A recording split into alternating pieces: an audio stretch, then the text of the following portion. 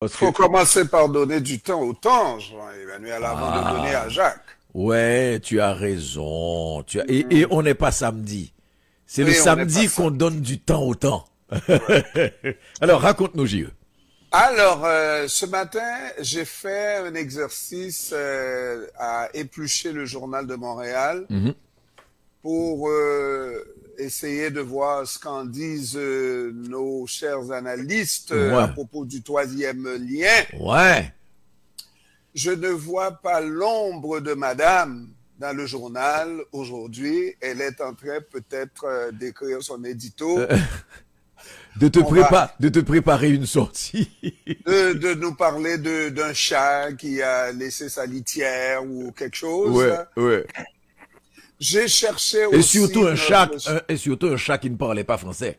Bon, oui, oui, oui, oui, oui, oui. Et probablement, c'est le même article que notre bon vieux journaliste éditorialiste RM? de... Oui! Artino est en train de... Non, non. Celle qui a eu le courage, c'est celle que j'aime beaucoup dans ce journal, José Legault. Oui. Elle a du courage, peut-être que personne ne lui fait des menaces, et elle ne mange pas au râtelier de quelqu'un d'autre. Elle écrit l'abandon par le gouvernement Legault de sa promesse initiale d'un mythique troisième lien entre Québec et Lévis était écrit dans le ciel. C'était le plus gros secret de Polichinelle au Québec. À 10 milliards de dollars pour desservir une population somme toute limitée, l'engagement, tout d'abord électoraliste, ne tenait pas la route. Que la ministre des Transports, Geneviève Guilbeault, y substitue une troisième mouture, celle-là exclusive au transport collectif, dans une région pourtant bardée d'autoroutes et réputée pour son amour de la voiture, n'y change rien. Le troisième lien, quelle qu'en soit la forme, ne verra probablement jamais le jour. La nouvelle version flotte d'ailleurs dans le même flou que les précédentes. Quel en sera le tracé, le coût et le mode de transport collectif choisi? Mystère, écrit Hmm. Madame José Legault. Alors tout ça pour nous dire que Jean-Emmanuel, on assiste Jacques Bourgeois peut-être à ce premier gros faux pas et qui laissera des traces Je dans crois, le oui. camp de la CAQ. Je crois, oui, je crois. Ah, J'ai regardé les ministres qui se sont engagés. Vraiment, hier, il était au bord des larmes, quelqu'un comme Bernard Dréville. C'est quand même... mais des larmes de Je crocodile, suis d'accord. arrête Je suis Jean-Emmanuel. d'accord. Toi qui aimes les larmes Euh, plastifiées, hein, les regards, c'est le temps. oui, de politiciens. Quoique, en fait, et là encore, je suis d'accord avec toi, on a senti toute l'arrogance aussi de l'individu. C'est-à-dire derrière le fait que j'ai promis, mais c'est le gouvernement. Tu es membre, tu sais, j'ai promis, j'ai pris l'engagement, j'ai... mais ça c'est Bernard Dréville tout craché. Mais tu as des gens comme lui qui est quand même de Lévis. Et on a entendu des réactions, y compris le maire Lerouillet de Lévis. Je suis d'accord avec toi, ça va avoir des traces parce que les gens de Québec, les premières impressions, c'était comme, tu l'as souligné, promesse électoraliste, mais comme on nous a utilisés. On s'est laissé emmener comme des imbéciles, comme des cons. Ouais. C'est un peu l'impression que les gens ont ce matin, Jacques. Oui, et moi, je pense que pour moi, c'était évident que c'était une promesse électorale qui était impossible d'être remplie. 14 Et, milliards, c'est beaucoup. et par le fait qu'il n'y a aucune logique là-dedans. Mm. Il n'y a aucune logique. Dans ce que les gouvernements font pour s'en aller sur le vert, et l'auto électrique n'est pas du tout une solution. La solution, c'est de réduire les autos sur la route. Alors Tadadas. qu'il y a plus d'autos électriques, oui, mais qu'il y ait moins d'autos en circulation sur la route, qu'elles soient électriques ou à combustion interne. Il faut qu'il y ait moins d'autos sur la route. Jacques, alors, ça prend des plans à long terme Jacques a pour conseillé l'organisation du transport en commun. Et, deuxièmement, il faudrait changer notre politique. Le transport en commun, l'utilisateur, il est payeur. L'utilisateur paie le même montant que le gouvernement investit. Dans les routes pour les automobiles, l'utilisateur paie le 5e de ce que le gouvernement paie. Quand le gouvernement met $1, les utilisateurs vont payer 20 sous. Alors, ça n'a pas de bon sens. Il faudrait que les utilisateurs des automobiles paient la même chose comme les utilisateurs du transport en commun. Et là, on aurait de l'argent pour réduire, faire plus de transport en commun et réduire les autos sur la route. Alors, moi, je pense que c'est ça. Et tant qu'on ne fera pas ça, on va frapper le mur, tout simplement, parce que ce n'est plus possible, l'étalement urbain. Le deuxième membre de réflexion de Jacques est très comptable, pointu, chiffré. Mais je veux dire, oui. Non, mais je veux dire, Jacques, c'est que la réflexion, et c'est là, Jean-Ernest, c'est que la réflexion a été faite, les réactions, les spécialistes, des gens étaient en train de dire mais c'est une promesse qui ne peut être tenue. Et il y avait cette proposition, et Jacques, j'ai l'impression, Jean-Ernest a mangé au râtelier du maire de Québec, Bruno Marchand, qui disait que ça n'a pas de bon sens. Pour résoudre ce problème, allons vers une alternative dans une perspective d'avenir, c'est-à-dire travaillons sur la question du transport en commun. Tu sais, le fameux tunnel, oui. Le plus gros coup de Legault, et c'est parce qu'on a tendance à voir des ministres, n'est-ce pas, ceux qui ont mangé des coups là-dessus et se sont engagés, entre autres, n'est-ce pas, ancien ministre des Transports, qui a mis, lui surtout, qui a mis son siège en jeu, oui.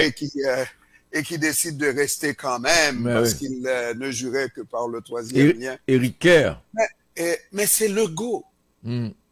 C'est le premier ministre François Legault. Des fois, on parle des ministres comme étant des fusibles qui vont sauter éventuellement pour les incartades du premier ministre. Mais ce premier ministre est tellement présent, est tellement je suis là, me voici, je suis, qu'on ne peut pas épargner François Legault là-dedans. Ouais. Il était vraiment très... Et c'est à lui qu'on demandait les études. Et il disait, oui, des études. C'est ça, exact. Des études. Et puis, pour finalement nous faire dire qu'on n'a pas besoin d'études. On n'a pas besoin d'études parce qu'on voit, et c'était les propos de Drainville, n'est-ce pas? On le voit tous les jours, les gens qui font la file, qui se bousculent, n'est-ce pas? Et c'était parce que, tout simplement, il y avait un pont dans la région qui était en réfection, qui était en nettoyage, n'est-ce pas? Et sitôt le nettoyage du pont terminé, une fois la situation est revenue à la normale. Est-ce que c'est pas le fameux 1 plus 1 de... 1 plus 1 égale 3. Alors...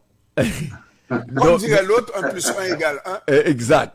Non, mais ce qui, dans la réflexion de Jean-Ernest, moi j'irais encore, et là c'est encore toute l'arrogance d'un gouvernement téflon jusqu'à présent, rien ne colle à ce gouvernement, y compris le risque que le Premier ministre serve lui-même de fusible, son propre fusible, parce qu'il sait qu'il ne sautera pas. D'ailleurs, à l'Assemblée nationale, je l'ai diffusé hier soir, à l'Assemblée nationale, il dit, mais à la blague, que on aura le temps de faire d'autres projets parce que le gouvernement sera là encore et encore, tu sais, au point de faire allusion à sa vice-première ministre en disant de toute façon Geneviève sera là encore, même si je ne suis pas là. Hein? Bon, alors question intéressante dans ce gâchis, c'est que Jean-Ernest a souligné le fait que Jacques a souligné le fait que c'était prévisible. Jean-Ernest a évoqué le fait que malgré tout ça, les engagements se sont multipliés, mais des engagements très personnels, etc. On a vu les sorties hier, mais qu'est-ce qui peut être fait pour que minimalement ça ait moins d'impact? Parce que moi, je ne vois vraiment pas comment ils vont se sortir de cette histoire sans des dommages. À moins que, comme on dit souvent, les peuples ont les dirigeants qu'ils méritent. Je n'en démords pas. Jean-Emmanuel. Parce que là, il devrait avoir une réaction par rapport à ce gros mensonge. C'est un gros mensonge. Qu'est-ce que Legault peut faire de si grave pour que pour la première fois, en tout cas moi, j'épluche ces journaux presque tous les jours, et depuis la venue de Roy Legault, c'est la première fois, à ma connaissance, qu'un journaliste parle de gouvernement, d'un ministre, et parle d'un ministre qui est arrogant.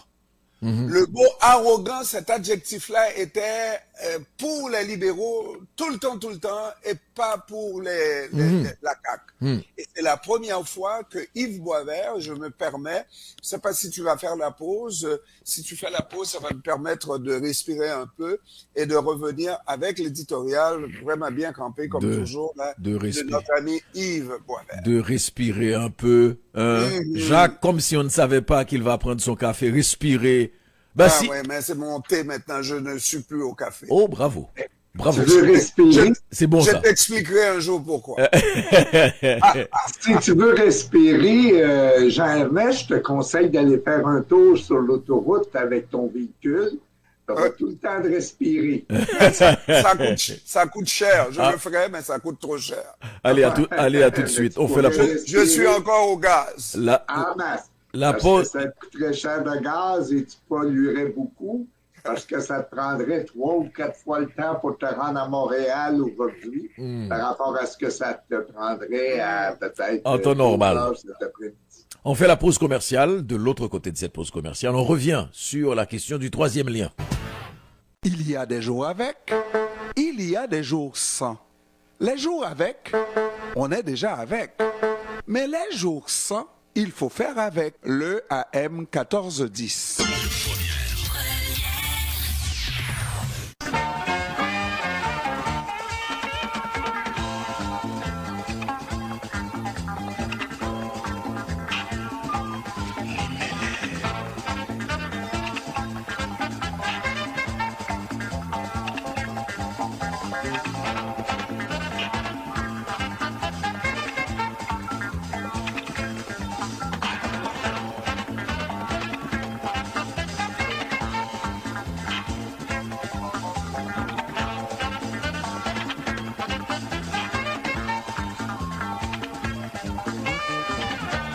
Retour dans cette actualité en mouvement. Retour sur la question du troisième lien.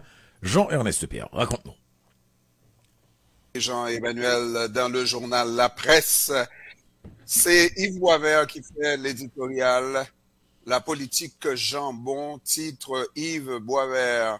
Il écrit un peu comme on fait avec un jambon. Il faut savoir apprêter les lecteurs. Qu'on le plonge dans le sel ou qu'on le roule dans la farine, l'important est de l'affiner suffisamment longtemps, soit pour le déguster en tranches fines, soit pour en récolter le bulletin de vote. Le député Bernard Drinville pratique ce tard subtil, comme on a pu le constater lors de la dernière campagne électorale. Vous vous rappelez? Il était tout bouillonnant d'indignation au bord du fleuve Saint-Laurent quand les journalistes lui demandaient, et il cite, « Avez-vous des études pour justifier un tunnel entre Québec et Lévis? » Écoutez-le, il cite, « Les gens sont de plus en plus tannés de se faire dire « Vous n'en avez pas besoin. » Ah ouais? Viens donc dans notre région, te placer en ligne le matin ou le soir. Tu me le diras après ça que j'en ai pas besoin du troisième lien. Boisvert poursuit, il dit, « L'attente, disait-il, est infernale. » Sur quoi se basait-il? Il avait parlé aux gens, M. Drinville.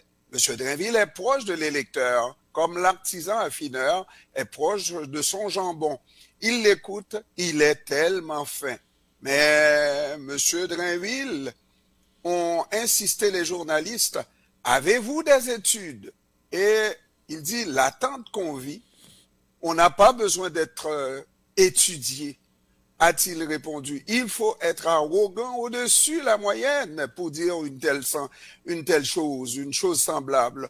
Nous allons dépenser 6 ou 8 ou plus probablement 10 milliards. Mais on n'a pas besoin d'études. On voit des gens dans les autos. Car, un peu comme l'ancien fumeur qui devient fou en sentant la moindre odeur de tabac, M. Drinville, l'animateur de radio très critique envers ce projet, est devenu son champion toute catégorie. Il a été élu avec une majorité de 10 000 voix. 7 mois plus tard, devant l'abandon officiel de ce projet, voici notre député tout penaud qui présentait ses excuses aux gens de Lévis et de Chaudière-Appalaches. C'est bien, du moins, tous ces gens se sont fait flouer d'aplomb. On comprend le maire de Lévis, Gilles Lehouillier, de se sentir trahi. Les études partielles payées par le citoyen qu'on refusait de nous montrer étaient censées justifier ce projet. Elles sont maintenant partiellement dévoilées pour dire le contraire. Que dit le député Drinville? Écoutez-le jeudi matin dans le corridor de l'Assemblée nationale, ça vaut la peine. Et il cite, « Le trafic que j'observais l'été dernier était réel. J'ai sincèrement cru que le trafic de malades qu'on observait l'été dernier était la nouvelle normalité. Et puis, visiblement, une fois que les travaux ont été terminés sur le pont Pierre-Laporte, le nouveau trafic normal, d'après la pandémie, n'est pas celui qu'on avait auparavant et c'est ce que les études démontrent. Et donc, les données qui reflètent la réalité démontrent qu'un lien autoroutier ne se justifie pas. Fin de citation. Et Boisvert, de continuer, il dit, ça c'est absolument extraordinaire. Ce ministre de l'Éducation nous dit l'an dernier, et il cite, j'ai pas besoin d'études, il n'y a pas à voir, on voit bien. Et aujourd'hui, bien torpichaud, c'est la cause des travaux sur le pont. Oh, excusez. Il n'avait pas remarqué les travaux sur le pont, j'imagine. Et maintenant, il nous parle d'études et de données qui reflètent la réalité. Et puis, la conclusion de cet article, c'est la suivante. Il dit, « Et la meilleure, c'est de voir M. Drinville jouer les insultés. » À la députée Marois Rizki qui le piquait très légitimement au sujet du troisième lien, il a crié qu'elle était démagogue. Et le voilà qui sort théâtralement du Salon Bleu, tout froissé, Cyrano à qui on ose parler de son nez. Démagogie, il ose prononcer ce mot alors qu'il en est encore tout dégoulinant, 7 mois après avoir promis le plus important projet d'infrastructure de Québec avec pas d'études. Je comprends que ce soit dur à avaler. On le met devant sa propre recette. Bon appétit, monsieur le ministre. Tu as raison. Tu as raison. Et c'est ce qui est intéressant, c'est le fait de rappeler, c'était tellement contradictoire, le fait de rappeler à la fin, au moment de l'échec, ce qui aurait dû être fait en amont, ce qu'on demandait, c'est-à-dire une étude, une évaluation, une perspective, une faisabilité. Appelez-les. Ils avaient l'étude. Oui. Ils avaient l'étude contredisait leur projet. Et ils l'ont tabletté jusqu'à la sortir là, en ce moment. C'est vraiment pas sérieux. Ouais. Et c'est ça qui va faire mal. Moi, je parle faire mal de la part de ces électeurs qui sont capables de réfléchir par eux-mêmes, n'est-ce pas? Qui n'auront pas vraiment le pardon facile à M. Legault de savoir qu'ils ont été roulés dans la farine des gens des régions surtout. C'est clairement dit de plus en plus que les régions se sentent abandonnées, trahies par Legault. Oui. Jacques, oui. Legault, c'est une farce. Legault, c'est une farce. Et dans quelques années, on parlera du gouvernement Legault, de la période de M. Legault, comme on a parlé de M. Duplessis. On dira que c'était la période de grande noirceur. Parce que c'est des gens qui gèrent un pays, une province, comme un petit commerce, comme un dépanneur avec les yeux fermés et qui regardent juste autour d'eux pour s'assurer que les gens autour d'eux sont satisfaits, qui sont contents, qui sont heureux. Et puis le reste, la vue à long terme, il n'y en a pas, M. Legault. Sa seule vue à long terme, c'est qu'il aimerait bien ça qu'on puisse élever à sa mémoire une statue à un moment donné. Ça lui prendrait un gros projet. Il est prêt à vendre le Québec à Terre-Neuve, Labrador, pour avoir un projet d'augmenter la puissance électrique sans augmenter la distribution. Et ça, Jacques, ça c'est encore un M. Legault tout craché. Il veut augmenter des barrages et il n'a pas d'études, encore une fois, pour dire sur quelle rivière vous allez faire ces barrages-là. Ça prend des rivières. Ouais. Où sont les études?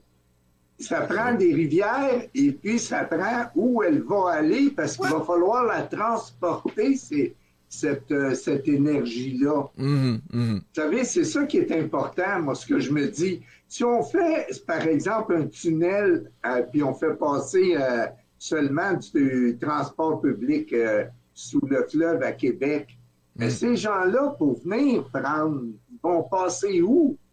Ils vont passer sur les routes, ils vont s'acheter une auto pour se rendre au terminus de ce fameux passage-là, de ce fameux lien-là. Quand ils vont arriver à Québec, ils vont arriver où? Fait qu'ils vont, ils disent, tant qu'à prendre mon auto, je vais la prendre pour aller à Québec. Absolument. Je vais la prendre pour aller à Lévis. Alors, on réglera pas le problème comme ça parce qu'on administre à courte vue. Ouais. Il faudrait qu'on ait une vision. Qu'est-ce qui va arriver dans 5 ans, dans 10 ans? Puis ça prend du transport en commun, rien de moins. bon. Moi, Alors, je défends M. Legault pour une fois là, parce que Jacques parle de vision à long terme de M. Legault. M. Legault a une vision à long terme, c'est l'avenir du Québec. Il sait qu'il ne veut pas beaucoup d'immigration au Québec. Ça, il le sait. Ben ça, là, c'est quand tu dis que tu veux pas beaucoup d'immigration au Québec, là, c'est d'avoir justement une vision à courte vue. Parce que si tu regardes à long terme, là, quand tu amènes un actif dans ton entreprise ou dans ton pays, ben si tu es assez intelligent pour bien utiliser cet actif-là, elle va te rapporter énormément.